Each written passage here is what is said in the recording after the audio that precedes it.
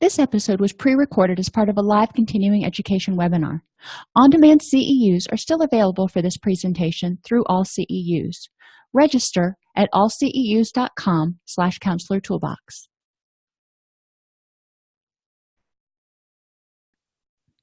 I'd like to welcome everybody to today's presentation on violence prevention in the workplace. I am Dr. Dawn-Elise Snipes. This presentation is based in part on two different best practices from the Registered Nurses Association of Ontario.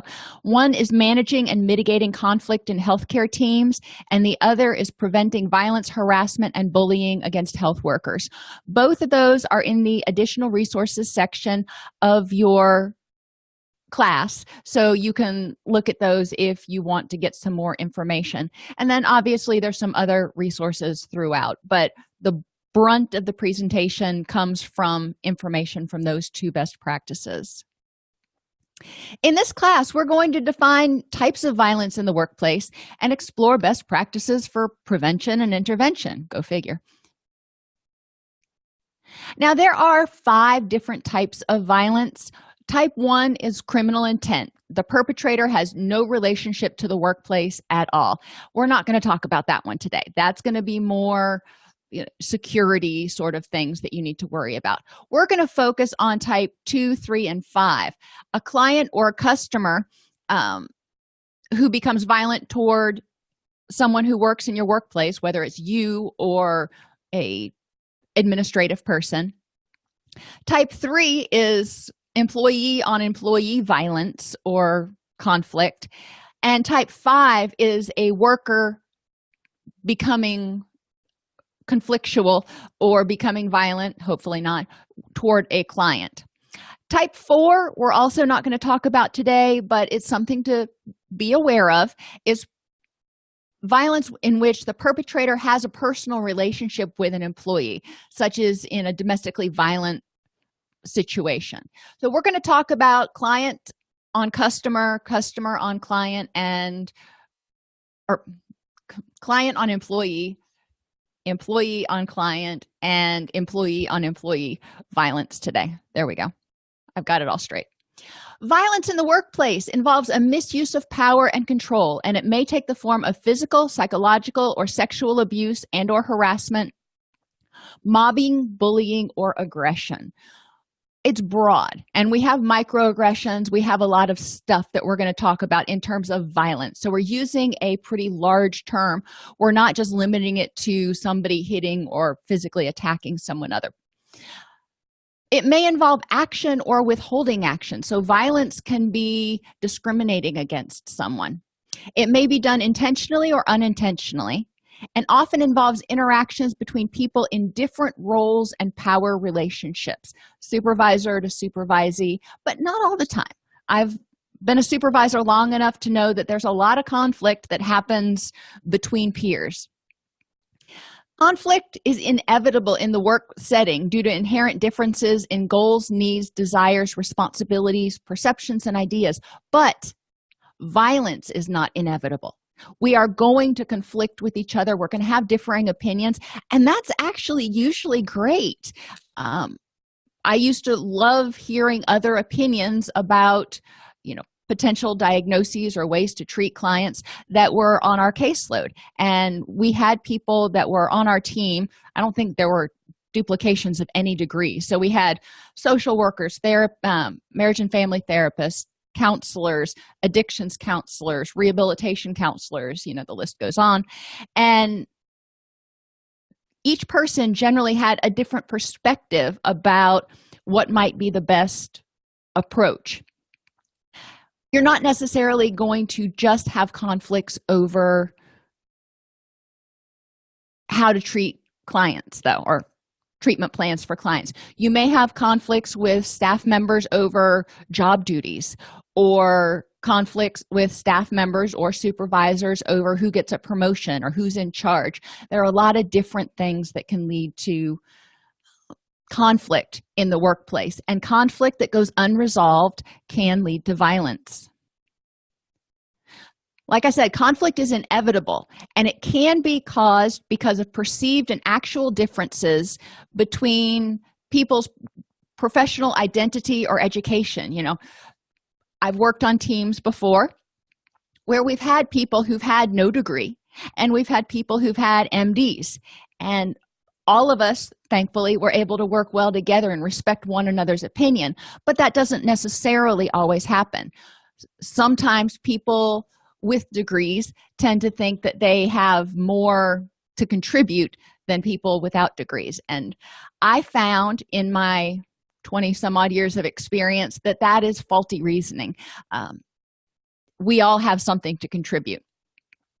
Cultural identity can contribute to conflicts, as well as gender and gender identity, marital status, disability, work values, goals, interests, and treatment approach. People are individuals, and how we approach life is going to vary from person to person. We also have to recognize that conflict may arise because a particular client or employee has biases, or we'll stick with biases towards people who are of a different culture or a different gender or have a different gender identity than they do. So we do need to be very conscientious about embracing multicultural education when we're working with our staff as well as our clients. And we want to make sure that our environment is culturally responsive. Other factors contributing to conflict: shift work. When you've been working a 12-hour shift and it's towards the end of your shift, a lot of people are probably ready to go home. And so they may get cranky if they have to stay late. That's not an excuse for violence, but it can mean that people who are towards the end of their shift, who are exhausted, may have less of a filter and less effectively use their communication skills. Additionally, and this drives me crazy in certain situations, in certain organizations, where people are involuntarily rotated on their shift, every month or every 3 months, and that adds a lot of stress in the person's personal life as well as to their physical body, because our body doesn't like to change shifts that often, which can contribute to increased irritability, sleep deprivation, and all the problems that go along with that, which means when they have issues, when conflicts do arise, they may tend to be more impulsive or think through it a little less clearly. Team composition and size can contribute to conflict. If you've got a huge team, then there's a lot of cooks that are trying to get in the kitchen, and that can contribute to conflict. If you've got multiple different types of people, like I said, you've got, techs all the way to MDs on a team, there may be some conflict about how to handle it. The MD may want to see it handled a certain way, and the administrator may want to see it handled a certain way, and the line staff is going, well, that sounds great, but there ain't no way that actually can happen. We just don't have the ability to operationalize that. Which takes us to workload and staffing. When workload is excessive, and a lot of times it is, especially in community mental health, or there is a lot of staffing turnover, that can contribute to conflict between people because they are feeling overworked, they're feeling stressed. Think about DBT when we talk about vulnerabilities, and think about your own self. When you start to get exhausted, stressed, worn down, you feel unappreciated, you feel overwhelmed, how do you deal with conflict in those situations versus when you feel appreciated and rested and involved? It's kind of a no-brainer there. Role ambiguity can also contribute to conflict.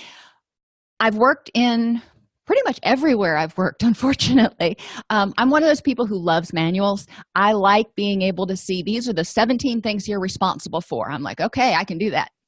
And every place that I've worked, I've gone into a job and I've gone, okay, where's the description of what my day is supposed to look like, what I'm responsible for? And my supervisors have looked at me and gone, you'll figure it out. Excuse me? I'll figure it out. So role ambiguity can add to people's distress because they're not sure what exactly they're supposed to be doing. But it can also add to conflict because team members may assume that, okay, well, Jane is supposed to do X, Y, and Z. And Jane says, no, I'm only responsible for X. You're responsible for Y and Z. And then there becomes conflict. And think about in a residential setting, for example, we have groups that have to be done. We have individuals that have to be done. There's crisis management that has to be done, milieu monitoring that has to be done, documentation. There's lots of stuff. And people may start feeling like, well, it's your job to do this, that, or the other. And some people may feel overburdened because they feel like they're taking on other people's jobs. Manager's span of control also contributes to conflict. When you have a reasonable number of people that you're supervising, it's easier to be aware of what's going on with your team and how the team is functioning and work through the process of what they call transformational leadership. And we're going to talk about that more in a little while. However, in a lot of situations, managers are managing way more than they can really possibly keep their finger on the pulse of. I remember at one point I was supervising upwards of 16 supervisors, and then I had a supervisor quit, so I was supervising an entire unit that had 27 staff, plus the supervisors that I was supervising. And I felt like I was going 6 ways till Sunday, and I didn't have a good feel for what was going on unless my staff was coming and saying, okay, we've got this problem or we've got that problem. So it's important that managers are aware of how their subordinates or their supervisees are doing, how they're feeling, their job satisfaction, and all that stuff we're going to talk about. Power differences can contribute to conflict. If you've got somebody who is the lead therapist versus the other people who are not the lead therapist, and a conflict arises on the unit at that particular time, the lead therapist may make a call, other people may disagree, and there could be a power struggle that ensues. Same thing between staff and clients. I remember when I used to supervise residential, one of the things that I always told my staff was, we have rules, and if you don't know the reason for those rules, you need to ask me. Because when clients ask you for the reason for those rules, we need to be able to tell them. When we make a decision about something, we need to be able to clearly articulate our reason so it doesn't feel like we're being bullies. We can make it clear how whatever our decision is going toward improving quality of care for them. Clients can get very irritable when they feel like they have no control over their treatment, whether it's outpatient or residential.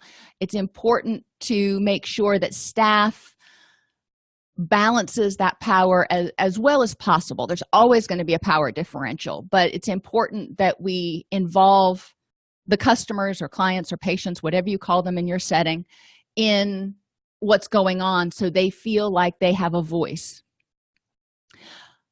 If staff don't feel like they have enough involvement in decision-making and provision of care, that's going to potentially lead to problems. If sweeping changes come down in the agency and all of a sudden you're told these things are going to change and you didn't have a say in it, and you look at it and you see all these reasons why this new policy is going to potentially be detrimental to your clients and or your own mental health, it can be really stressful if you don't feel like you've got a voice. Resource allocation contributes to conflict. In big agencies, when certain departments get all the resources and others don't, that can contribute to conflict. When there aren't enough resources to get things done, there's like enough hours in the day, that can be a problem. Back residential, is another good example. We used to have to do orientation for clients before they would come in. Well, we admitted clients every single day, and they had to go through that orientation. When I first took over, we had a therapist that was doing the orientation, and then therapists were getting behind in their work, so that there was not good resource allocation because I needed my therapist to be able to get their work done and their documentation. We ended up moving that duty to one of our administrative personnel who, yes, I mean, she already had a lot on her plate, but she was able to rearrange things to spare an hour a day to do the orientation. Resource allocation is important because it goes back to that burnout. When people feel overworked, overstressed, and just overwhelmed all the time, they're going to tend to have more difficulty managing conflict. Diversity in the workplace, we already talked about that a little bit. Physical space can be another issue for conflict, whether it's 2 employees. I remember one place I worked, we always had to share offices. There were at least 2, if not 3 therapists in every office, which got a little dicey sometimes when you had to do an individual and kick the other 2 people out because there was no place where you could guarantee that you wouldn't get interrupted, which can cause problems. But also for our clients, physical space, including the waiting room. We don't want a lot of crowding in the waiting room. In treatment rooms, we want to make sure that they have enough elbow room. They're not getting too hot because all of those things can contribute to irritability. And if it is a residential facility, how much space they actually have. We saw an increase in conflict in our residential unit when senior management decided to bring in bunk beds. So instead of having 4 to a room, we suddenly had 8 to a room. And there was just barely enough room to get through and, get in and out of the room. Questionable whether it was even compliant with fire codes, but the fire marshal didn't have an issue with it, so it must have been fine. But it was pretty minimal in terms of what space they had that they could call their own for the 60 or 90 days that they were with us. And diagnoses that people have or stressors that they have in their life. This can be, again, staff or clients. People who are working at your agency are not necessarily always the perfect picture of ideal mental health. You may not be sometimes. We all have days that we are struggling with stressors, and a lot of people who are working at your agency probably also have diagnoses. Doesn't mean anything except for the fact that they've got a diagnosis, as long as it's being managed well. But for example, if you're working with a staff person who is in recovery from substance abuse and they relapse, that's going to be a problem that has to be addressed, and it could contribute to conflict. If you have a staff member who has bipolar disorder and starts having a relapse into a manic episode, and you notice that, we know that people, when they're in a manic episode, may tend to be a little bit more impulsive, which could contribute to more conflict. So there are a lot of different things that can contribute to conflict, and we really want to look at the situation and the person and figure out what the commonalities are for the majority of our conflicts that happen.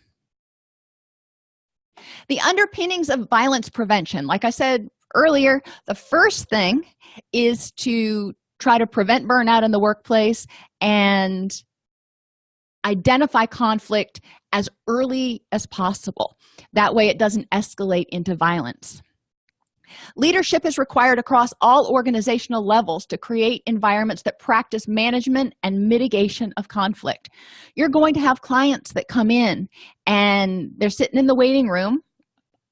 I wish it weren't so, but I know it happens. It happens to me when I go to the doctor's office. You sit in the waiting room for 20, 30, 40 minutes past your appointment time, and you start getting a little irritable.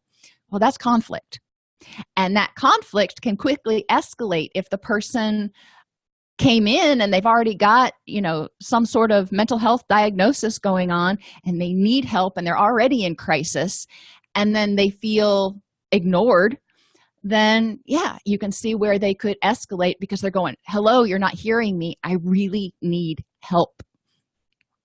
All conflict has a meaning and or a contributing underlying cause. So when you do your root cause analysis, whether it's staff on staff conflict or client on staff or staff on client, you want to look and understand what precipitated that particular conflict and how could it have been prevented, and what did it mean? What was the aggressor, if you will, trying to communicate that they were not able to effectively communicate?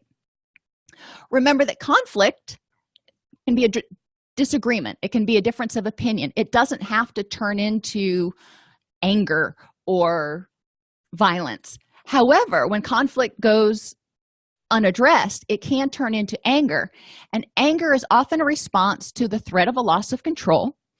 Think about your clients who sometimes will file grievances or get into conflicts with staff or other clients. A lot of times they felt like something was out of their control. It could be they didn't want to be there and they felt, if they were involuntary. It could be something else was going on in their life that felt out of control, and they were trying to get some semblance of control. But generally, or sometimes, there's a threat of loss of control or the threat of rejection. If somebody feels rejected or ignored or looked down upon. Isolation. And isolation can, if somebody feels like they're not being, other people are getting more attention than they are, or they're getting overlooked.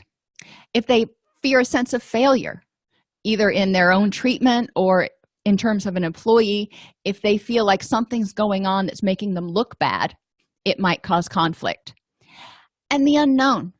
And we see a lot of these with clients, especially if you're in a situation where you do use seclusion or restraint. But even if they are just coming into a new situation, if they're new to your program, that's the unknown. They're already going to have a little bit of anxiety, and that can escalate into conflict or aggressive behaviors. Understanding, mitigating, and managing conflict may result in positive outcomes such as new ideas and initiatives. It's like, okay, let's sit down and let's talk about this. Let me understand your point of view. Let me help you understand my point of view, and let's see if we can figure out how to meet in the middle and come to some sort of compromise. Conflict is addressed in different ways depending on who the conflict is with. You are not probably going to resolve a conflict with your CEO the same way you resolve a conflict with a client that you have. It's going to be addressed differently. The meat and potatoes are generally the same. You're going to come to an understanding and try to come to a reasonable compromise. But the actual procedure, whether you sit down in a meeting or how it's handled, may be a little bit different. So processes to minimize conflict, regular assessments. And it's important as clinicians that we regularly assess ourselves for how we're doing, as well as our clients. How are they doing? So we're more aware of who might be at risk for conflict, agitation, or escalation. As a supervisor, it's important, and even as an employee, it's important to be aware of your colleagues and how they're doing. And if they're starting to get stressed out, maybe they've got something going on at home and it has nothing to do with work. Well, that's fine. But if they are agitated at work, it's important to know that and follow the appropriate steps as indicated by your agency. As a supervisor, it's super important, ideally, to kind of have an idea about how things are going. You're not going to check in with every single person on your staff every single day necessarily, but you have an idea about how things are going. And if you see Jane come in late and disheveled, and she is always like looks like she walked out of the pages of Vogue and she's always 10 minutes early, that's going to be a clue to you that something may be going on that you might want to talk with her about, just to see, is everything going okay? A little bit of empathy and caring goes a long way, whether it's between colleagues or a supervisor to a supervisee. You need to regularly assess your team. If you're a supervisor, your team functioning, to make adjustments as needed and quell any conflicts that might be existing. Sometimes you've got people who have conflicts and they just kind of bite their tongue and in the meeting, and then they go into their offices and they badmouth each other behind each other's backs, and it can get ugly. It's important to be aware of all of those dynamics that are going on, because when we get to it, it's really important to develop a culture of respect and openness. And we need to do regular assessments of our organization, not especially for clients, for staff and clients, to identify sources of conflict and sources of stress that could lead to aggressive behaviors. Regular assessments, the term regular is kind of loosey-goosey. It depends on your setting. I say at least quarterly for clients and employees, ideally daily for ourselves to know how we're feeling, and maybe annually for the organization. There's no hard set numbers for those. We need to improve emotional intelligence. As therapists, we tend to be a little bit better with emotional intelligence than some people. However, I find it interesting that I have worked with people who are amazing, fantastic. I just can't find the words to describe how wonderful they are as clinicians and empathetic and all that stuff. But then when they start working with colleagues, it's a whole different ballgame. It's like they have no clue at how their colleagues are feeling. So we do want to work on improving emotional intelligence and communication, developing conflict management skills, and educating individuals, teams, and the organization regarding conflict management in specific settings and target groups. You're going to have different stressors and different threats, if you will, for violence in different settings. Outpatient is a whole different ballgame because they bring in their own stuff every day. In residential, we know what stuff they have. We've already gone through their stuff, so we know they don't have any weapons or drugs or anything like that. Outpatient is different. Detoxification, it's a whole different ballgame because you've got somebody who is in the throes of withdrawals, and that can prompt a lot of erratic behavior. Crisis stabilization units, Alzheimer's units, people who have some sort of psychotic disorder going on. If you are doing home visits and you encounter conflict, that's a whole different ballgame. And then you have the significant others of your clients who may be taking part in family therapy. They may be showing up to pick up their significant other and be irritated at how that person's being treated or whatever. But we need to be aware of all those different potential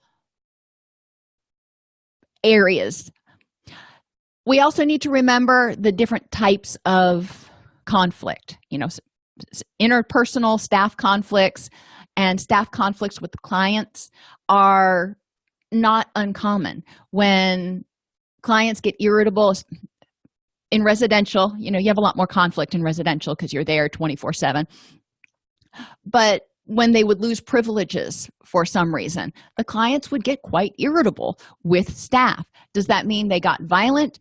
Generally, no. It was client on client where we would see more violence as opposed to client on staff. Implementing refresher courses and or updates is important. We want to remind people to be cognizant not only of treating their clients, because that's what they do. They come in, they call their client, they go back to their office, they have their appointment, they do their notes, yada, yada, and repeat. Well, that's all well and good.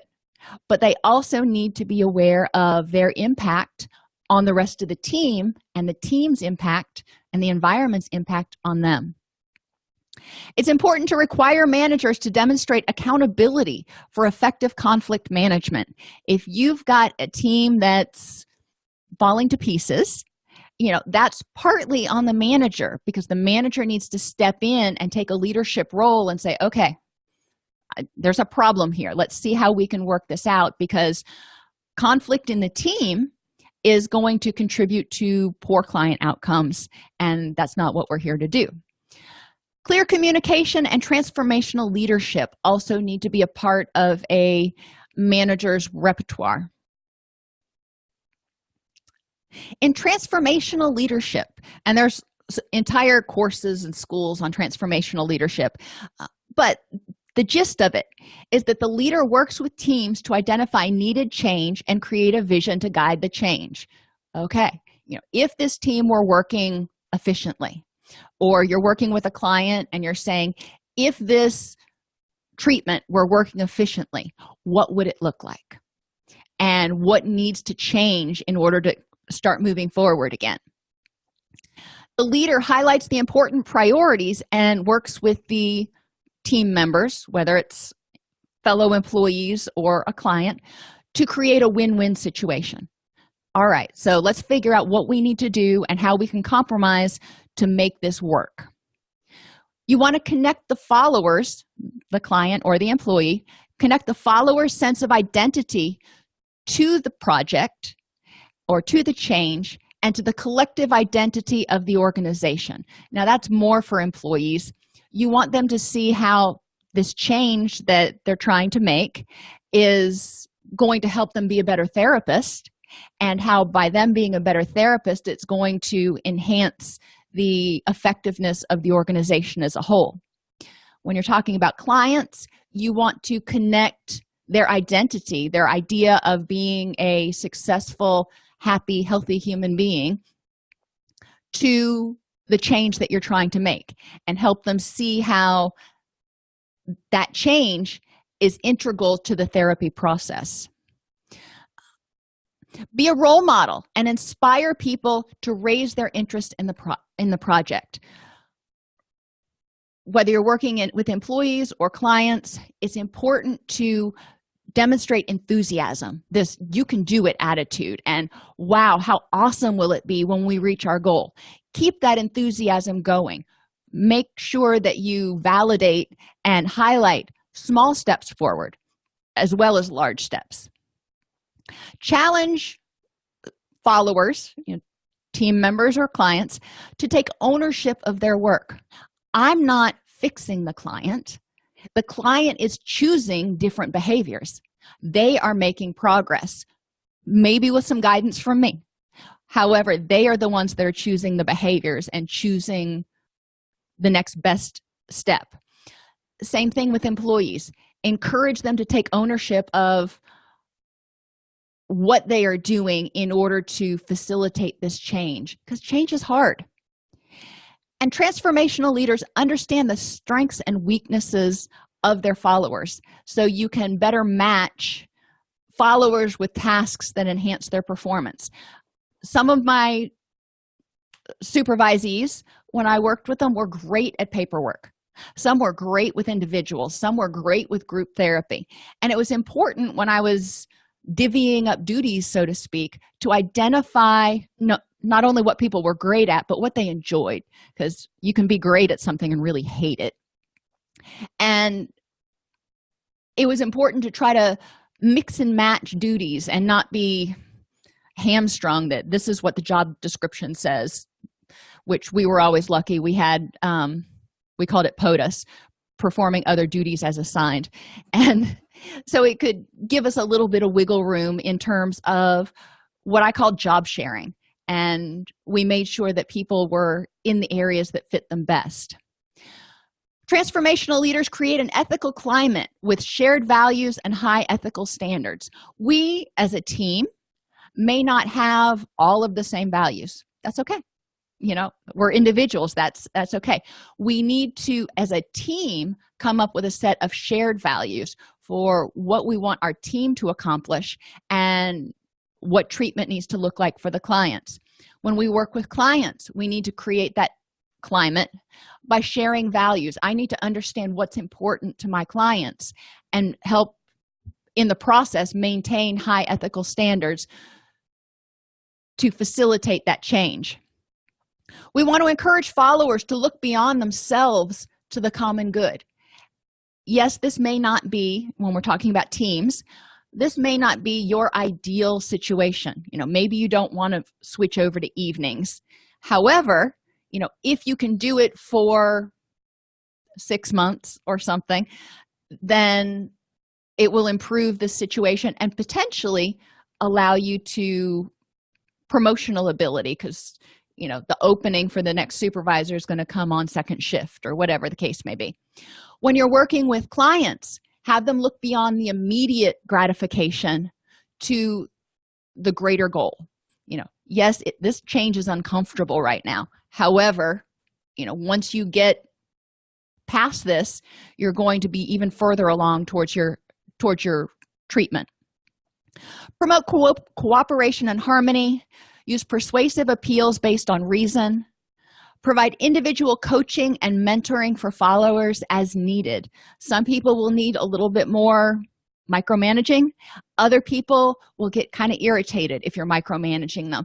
It's important to get a feel. I had one supervisee who was prior military, and I knew that his stuff was going to be done and it was going to be squared away all the time, on time. I didn't have to say boo to him except for to check in, see how he was doing, and all the touchy-feely stuff.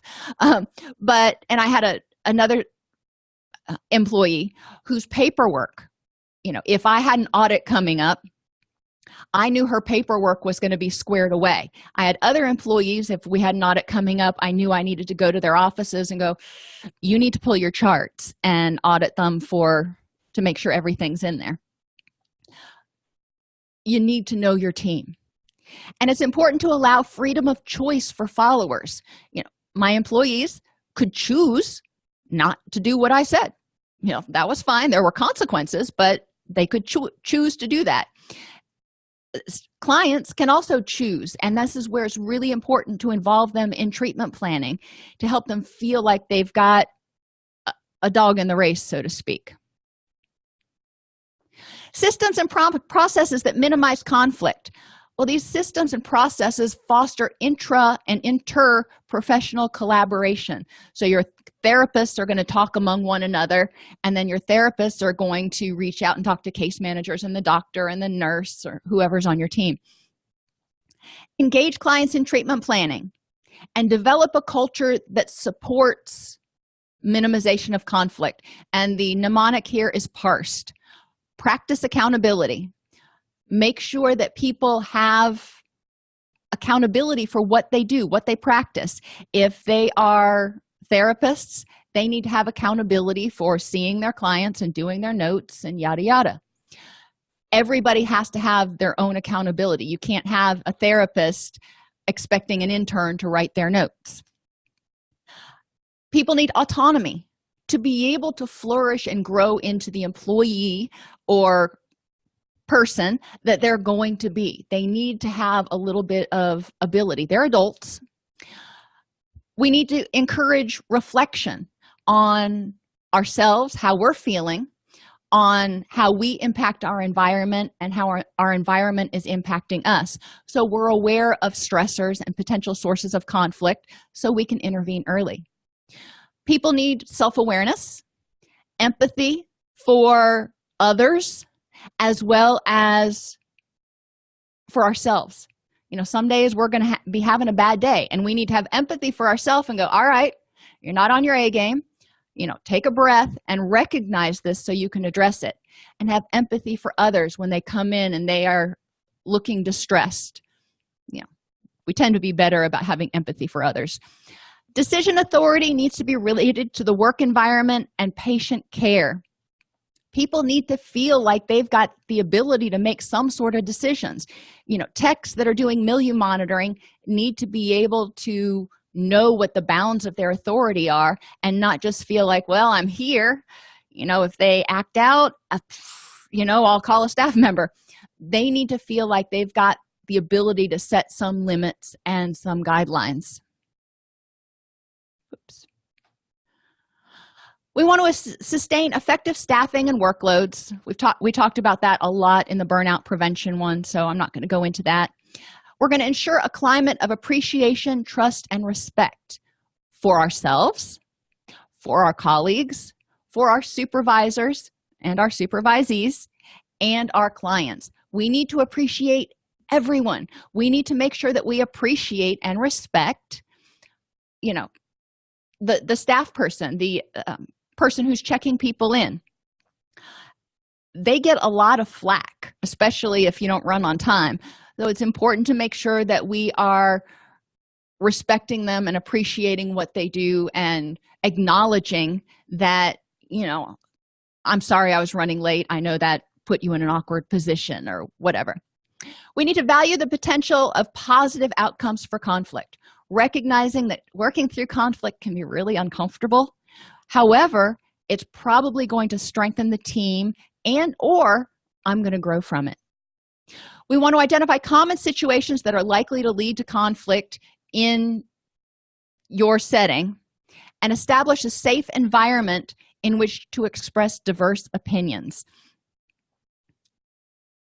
We want to examine how our behavior impacts others and how others' behavior impacts us. I've said that enough today. And practice and collaborate with team members in a manner that fosters respect and trust and prevents violence. I've had staff members get into disagreements with one another, and one staff member would slam their charts down and walk out of the room and slam the door behind them. That's violence. It's not direct violence, but it's indirect violence. That's not an appropriate response. We need to encourage discussion and open communication. Refrain from gossiping, bullying, harassment, or socially isolating others. Bullying, for example, could be a supervisor who, in the middle of a staff meeting, calls out one of the employees and just throws them under the bus for something that they did or did not accomplish. That's not fair. And it can make people feel very self-conscious, very underappreciated, and bullied. We want to fully adhere to organizational policies, procedures, and practices related to preventing, identifying, and responding to workplace violence. Well, first, your organization needs to have these policies and practices. And we need to follow organizational policies related to mandatory reporting. So what things, if you see in your clients or if you see in other staff members, what kind of things do you need to report and to whom? Usually it's to HR or to your direct supervisor. We also need to have processes related to seeking support and providing support to others when potentially violent situations are identified or occur. These typically fall under the rubric of sentinel events, if you will, in a healthcare setting. So there's generally a policy in place, but it's important for us not to sweep it under the rug and go, okay, well, that's just another day at the office, and really reflect on how it affected us and how it might affect our team. A lot of times what I've seen is if something bad occurs, especially with a client, there can be a lot of blaming between team members. Well, you should have. Well, let's quit shaking our fingers and figure out what can be done to prevent it next time. Which comes down to ensuring open communication and providing constructive support and feedback to people. That can be to colleagues, to clients, to supervisees. It needs to be constructive, not, well, you need to figure out a way to get your notes done. It's sitting down and going, okay, what needs to happen so you can get your notes done, and how can we make this happen? Because that's conflict. If I'm a supervisor and you're not getting your work done, then I'm going to have to come in and have a talk with you. And nobody likes it when their supervisor comes in to have a talk, because that's conflict, and that conflict can escalate. We want to set clear and objective goals for client care, and just in general, workplace behaviors. What are you supposed to do when you're here? Use a transparent decision-making process. Encourage active participation on the team, whether it's clients participating in their own treatment or the team participating to further the goals of the organization. And emphasize the notion that the work environment is created by each member of the team, from administrative staff to line staff, all the way up to the CEO. Everybody has a role in the creation of the workplace culture. Conflict management skills. Some of these are going to be, no-brainers for you. Remain relaxed and calm. You don't want to escalate the situation. If the client is sitting down, stay sitting down. If the client is standing up, and you probably learned this in your verbal de-escalation classes, you don't necessarily want to stand up unless it's a safety thing. You want to remain relaxed and calm. Focus on the present, what's going on right now that has spurred this crisis.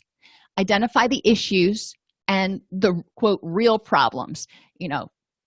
Jim Bob's angry because you were 40 minutes late for your appointment. Okay. That is a problem, but there's more to it because you were late, he may feel disrespected, and we want to get to the underlying thoughts and issues. Pick your battles, though. Somebody may have a litany of done me wrongs that they're frustrated about. They've been working in an agency for 10 years and they just don't have much nice to say. Let's pick your battles. Focus on the present. What can we do right now? What's one thing we can do right now to improve the situation? Remember that perceptions differ. Mine versus yours. We could go through the exact same thing, but our perceptions combine with our experiences and our priorities to create our point of view. And my experiences and priorities may be very different than yours. That doesn't mean yours are wrong. It just means we bring different stuff to the table. Allow the other person to express their concern. Always examine your part in it. And generally, I always tell people, when you're pointing at other people, you've got 3 fingers pointing back at you. So what is your part in this conflict? Empathize with the other person for how they feel, and pay attention to your own emotions and your own nonverbals. It's easy to be talking the talk, but your body is closed off and going, yeah, I'm listening. That's not listening. So you want to pay attention to your verbal and nonverbal communication as well as theirs. Because sometimes they may be talking and saying the right things, but you can see by the way they're pacing or by the way they're acting that they are escalating. Acknowledge and take responsibility for your part in the situation. Use open, honest, and transparent communication. Handle conflict sooner rather than later. If you feel like a client is irritable with you for some reason, talk with them about it. If you feel like a staff member has a beef with you for some reason, let's talk about it and let's figure out how we can make it work, because we're both working here. Let's figure out how we can create a workable solution, and seek a resolution through compromise. When there is conflict, there needs to be self-care. We need to take care of ourselves because conflict can be exhausting. So seek support from other people. Your supervisor is a good place to start. Other colleagues may be a good place to start. There's a fine line, though, on from whom you seek support and gossiping. So making sure that you've got confidentiality, anonymity, all that sort of stuff. You don't want to just start going to every other person on the team and going, let me tell you how Jane did me wrong. That's not going to contribute to a good ethical climate. But seeking support is important. Knowing people that you can get support from, obtain information about the situation, provide support to others that may be involved in the situation. Listen, ask questions, and commit to resolving the conflict.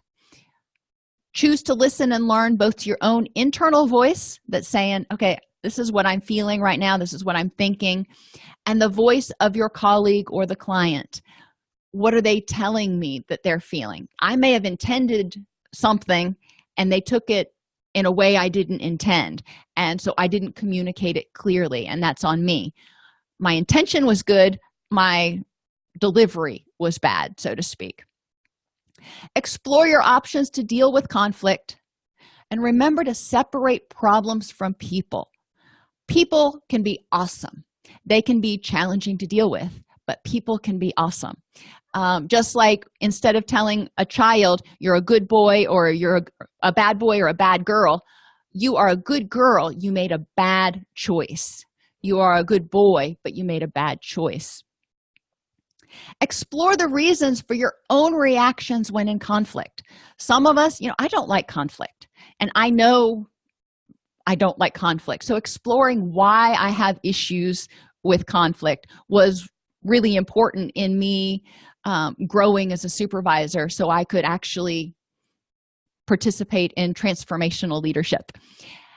And learn from difficult behaviors, both yours and other people's. That behavior communicated something. Signs of a potential threat that you need to be aware of: abusive language or aggressive statements, agitation, restlessness, or pacing, anxiety, auditory or visual hallucinations or cognitive impairment, drug or alcohol intoxication, withdrawal, or a history of substance use disorders. Now, a lot of these you're typically going to see more in clients than in staff, but you can see any of these in staff, and you want to be aware of them. A history of violence or positive attitudes towards violence. Mumbling. This is one of those that I have teenagers at home, so I'm used to it, but mumbling can be an indication that something's wrong because they're talking under their breath about, you just wait until I get even with you. They're not going to say it directly to you. They're mumbling, and generally when people mumble, it's something that it's a very passive aggressive move. It's something they want to say, but they're not feeling like they can say it assertively. Prolonged or intense glaring or resistance to staff or supervisory directives can all be signs that someone is escalating in their conflict. When you're dealing with, if you're mediating a conflict between two employees and one employee starts to escalate and you ask them to sit back down or to stop yelling, and they resist that, it could indicate that they are losing control and you may be losing control of the situation. High levels of stress or triggers for stress can be a potential threat. If you know that somebody, just got a divorce and is living in a hotel and lost custody of their kids, they're under a whole lot of stinking stress right now, which may mean that they're more vulnerable to escalation.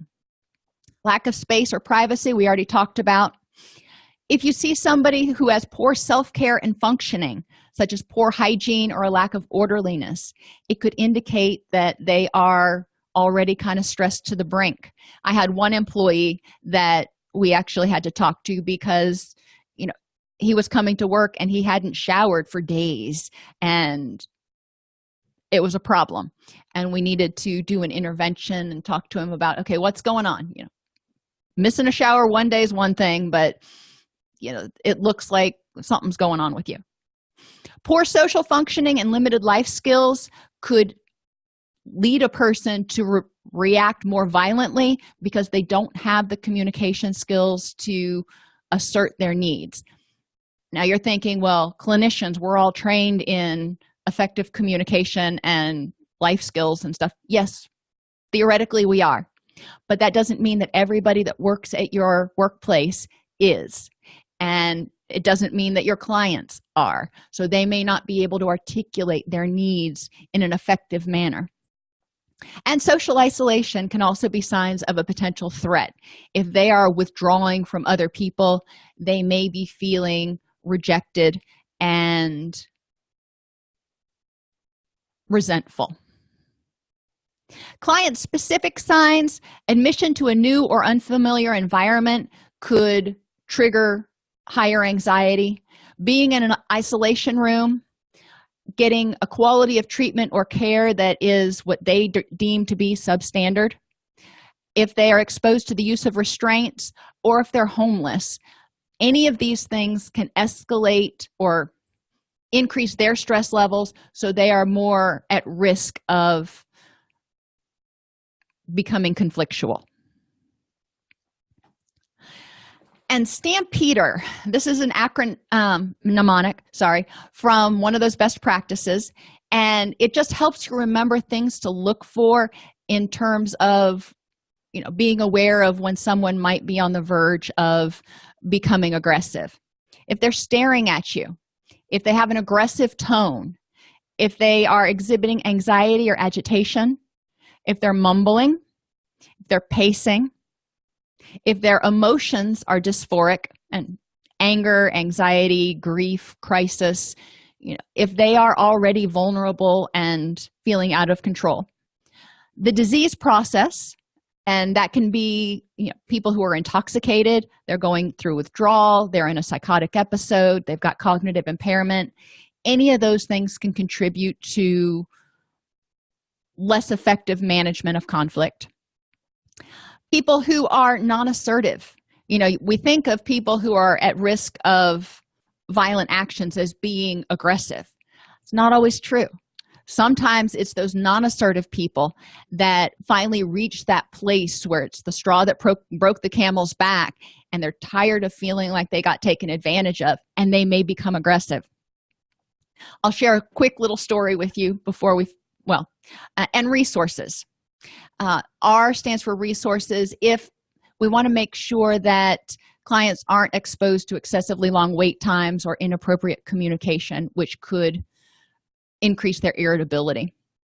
But my little story real quick, my grandmother, bless her little heart, sweetest little thing. She was about 5'0", and very adamant Catholic woman, never swore a day in her life. Everything was just always just so. She didn't have a harsh word for anybody. And my grandfather tended to be a bit cantankerous at times, and not violent, just kind of grumpy. And one day she had finally had enough, and he came into the kitchen and he was giving her an attitude about something, and she turned around and she looked at him and she flipped him the bird. And family was there, and everybody's eyes got so big, and they were like, oh my gosh, what is he going to do? And he just kind of froze because he didn't know how to take it. And she turned back around and continued doing what she was doing. About 30 seconds later, maybe not that long, she turned back around and she said, "You know what? Take a whole handful." It was like, oh my gosh, she had been so non-assertive for so long, and she had finally had enough, and she's like, this is it. And for her, that was pretty aggressive communication. So we don't want to assume that just because somebody is super nice that everything is going well. When a situation occurs that is difficult, we want to help people de-escalate by assuming a calm, firm stance, speaking at a clear voice but calmly and at a normal volume, acknowledging feelings and paraphrase what the person's saying. Please don't interrupt or try to problem solve until the person is calmed down. Let them feel validated. Let them know that you understand that they are in crisis. And then once they feel validated, a lot of times it's easier to move into problem solving and trying to seek a solution to the current situation. And finally, one more mnemonic: respect. Recognize the inherent worth of all of the people with whom you work, clients and staff. Eliminate derogatory words and phrases from your vocabulary. Speak with people, not at them or about them. If you've got an issue, talk to the person about it and talk with them. Practice empathy. Earn the respect of colleagues and coworkers through your behavior. Don't assume that you deserve respect. Earn respect. Consider your impact on others before speaking and acting, and treat everyone with dignity and courtesy. And that's one of those, this is one of those mnemonics I think we should have on a poster in the middle of the lobby.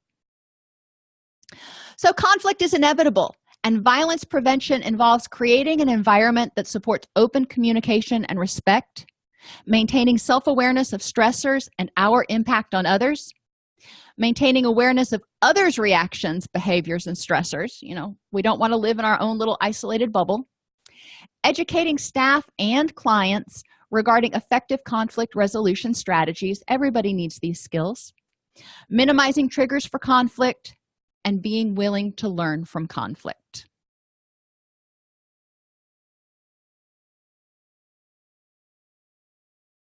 Between writing notes, filing insurance claims, and scheduling with clients, it can be hard to stay organized. That's why I recommend Therapy Notes. Their easy-to-use platform lets you manage your practice securely and efficiently. Visit therapynotes.com to get 2 free months of Therapy Notes by just using the promo code CEU when you sign up for a free trial at therapynotes.com.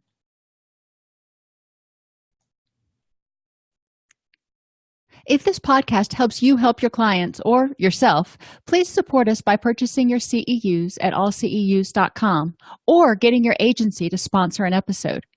A direct link to the on-demand CEUs for this podcast is at allceus.com/podcast CEUs. That's allceus.com/podcast CEUs. To sponsor an episode of Counselor Toolbox and reach over 50,000 clinicians per week, go to allceus.com/sponsor. Thank you.